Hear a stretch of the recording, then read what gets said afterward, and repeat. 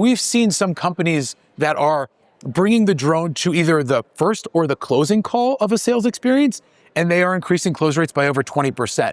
I see AI as a lead gen tool, Yes. a remote design as a sales tool, and a drone-based design as a closing or ops tool. By integrating a drone and saying you don't have to be on a roof for 2 hours collecting data in heat and in winter and all these conditions and doing 3, 4 a day and driving 8 hours, just fly a drone for 5 minutes. Yeah. Imagine what we can do for workforce expansion, getting more people into this industry at an entry point that's comfortable and relatable and tech-enabled. So It not only enhances safety, but that also expands who can become a solar professional. The vast majority of sales reps will quote a project using remote imagery. It's going to be Google Maps, Bing, Mapbox, occasionally use Nearmap or Eagle View for airplane data. You'll use shading analysis with LiDAR or other remote data sets. And therefore, the accuracy of the system in the quote is only as good as the data that you have. Right. Now, in a major city, maybe it will be accurate within a year or two, those data sets, but the more rural you get, new construction, more nuanced homes, vegetation changes, the whole design will evolve.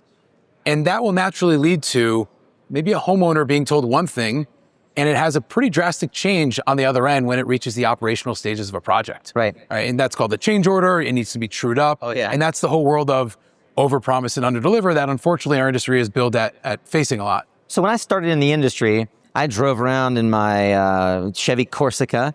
I had a fold-up ladder in the trunk, and I had a Sun Eye, and eventually a Soul Metric. Yep. And I would climb up on the roof, imperiling the future family that I very much wanted to have because I wanted to see as much solar deployed as possible. I would get up on the roof, I would take my tape measure. I had one of those roll tape measures. Are you suggesting that salespeople don't do this anymore? Definitely not salespeople.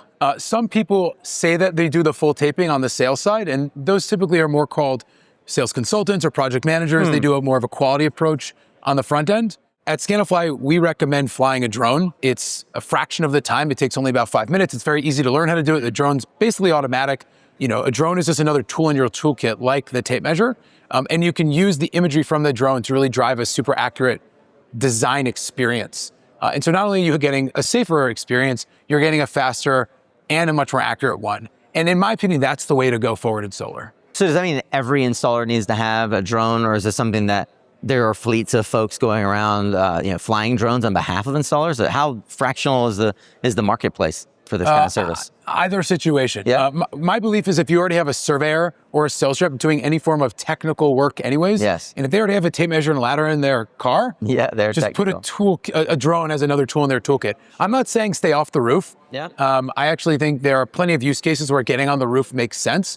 If you want to do a shingle bend test, at least climb up to the side of that roof edge. Sure. If you want to do a structural test and do a walkthrough for soft spots, by all means, especially if you can't get in the attic. So we're not saying eliminate the roof. We're saying minimize your time on it. And in some cases, yes, you can eliminate it. But ultimately, we're about getting the best data as early in the process as possible. And that's Scanifly's core product. We've actually also come out with our own remote design tools. Yes. Because at some point at the very beginning of a sale, you're typically still using remote designs. But I think the important part is a remote design informs an economic conversation. Yeah. But it isn't actually what's going to be installed. And it's that can accomplish, or what they deem viable on site, and what operations then has to operationalize. I've heard you mention this concept of the single PV design solution. What does that mean for Scanifly, and how does it help installers? I want to address the first part and then I'll answer your question. Go for it. I think a big evolution for our industry is when finance companies started putting the vast majority of payments on M2, which is at PTO. And so even if you... Milestone 2 for those. So milestone 2 is at, a proceed to operate or PTO. And, that's, when the system is close to being energized, right? And that means that you not only have to sell it and close the sale, but you actually have to survey, design, engineer, permit, install, take photos, and get reviewed. So even if you crush that sale, you are still waiting for most of the operational stages to go on for you to get 80 to 90% of your payment. Wow. So cool, you can move quickly in a sales process, but if your ops can't keep up, you're not getting the working capital you need to then pay for the next system. Right. And so for us, we've been able to take people from that point of sale to finishing their permits from 3 weeks to 3 days. Wow. We're able to cut down times by up to 90% from that operational throughput. So that's what speed means to us. It's not just, are you doing sales quickly, which isn't always the best solution, but are you doing the process quickly to get paid quickly? And that's how you run a business. Now, to answer your question on a singular design platform, we believe that having all of your design tools in one space will drive more velocity, more efficiency, more accuracy, more quality at the right price. There are a lot of tools that offer remote design products that also have proposals and other integrations, and that could work if you need it. But there's a lot of companies that have their own proposal tool, or they use a tool like an Enterflow or a SubHub or an ETB that has a proposal but no design component. And in a lot of those situations, you just need a great remote design to start the economic conversation from a sales perspective, and a great drone-based design to true that up, whether it's pre or post-sale. But the benefit is you have one design environment, right? You have one design platform, and that allows you to use the same tools in the same space and really streamline things. And now we've added plan sets, and now you can integrate all your racking components into our software and do a direct generation for bombs. So for us, it's expanded to not just design components, but other integrations. It's field ops now. And so it's all that technical stuff in between your sales experience and your PTO experience is what we cover. It's certainly expanded since the first time I had you on the show, that's for sure. We talked about the importance to the posterity of my family, at least, and the safety of getting me off the roof. It's a major concern in the industry, honestly. It's one of the major causes for accidents and even death in the roofing industry is not on the roof, it's on the ladder, up and down from the roof. Could you talk about how drone-enabled workflows have helped crew safety and efficiency overall in the industry? One of my favorite, most heartwarming stories when I was starting Scanifly was a contractor in Texas who was a veteran supporting family and parents, and he had I believe, an injury at work, and he was worried about losing his job. The company started looking into our software, and he learned how to fly the drone, and it not only saved his job and his welfare, but it leveled up the company. We have other stories of people who were taking material risks to their life every day and knowing it, and now they don't have to worry about going home to their families.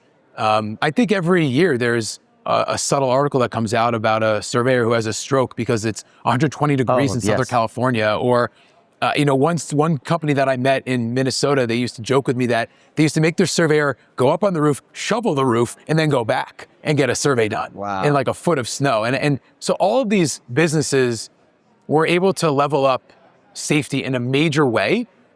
It's fascinating. Your insurance premium is almost 15 times, for a roof worker than an office worker.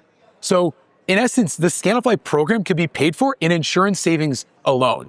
The other aspect that I think is fascinating is, and I've been thinking about this a lot, especially with some of the challenging times, and you're hearing about workforce reduction because of contraction in the market. To hit some of the US climate goals, or our goals in general for the industry, we have to triple our workforce. We're not gonna do that by keeping the old way of doing things. By integrating a drone and saying you don't have to be on a roof for 2 hours, collecting data in heat and in winter and all these conditions, and doing 3-4 a day and driving 8 hours, just fly a drone for 5 minutes. Imagine what we can do for workforce expansion, getting more people into this industry at an entry point that's comfortable and relatable and tech-enabled. So it not only enhances safety, but that also expands who can become a solar professional. I know at one point we talked about the velocity that it enables in terms of capacity, and you had sort of a super user at one point who was doing a ton of drone flying. What's the current record for most surveys done in a day on 26. Scanifly? 26. What? Did he start at 4 in the morning? Correct. He starts at 4 in the morning. He drives to the farthest point. At sunrise, he starts the first one, and then he works his way back. That was overseas. We have someone who did California, which was 21. And he had to put some of his drone batteries on ice because it was so hot. Right? Whoa. So, that makes sense. But typically we're seeing the average, manual survey is 2 to 3 a day. When people tell me they do 5 in a day, I'm like, you're definitely missing data.